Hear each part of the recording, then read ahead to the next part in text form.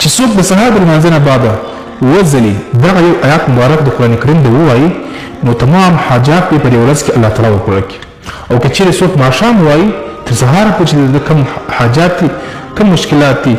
چې کوم شی په کار وي الله تعالی به هغه ورله ورکړي مشکلات به الله ورحل کړي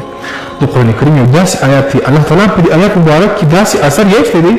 چې کوم څوک په ورځ کې دا آیات تلاوت کړي وځلي او د سهار لمانځه نه بعد وځلي چې څومره حاجات وي څومره جایز هغه کارونه وي الله تعالی به هغه ټول ورته حل کړي او دا ما په دې باندې خپله تجربه کړې ده دا خامخا د ویډیو د ثواب په خاطر باندې زره شیر کړي انشاءالله العزیز تاسو به هم د دې په اثر باندې پوه شئ دا د دې ریزلټ به تاسو هم ووینئ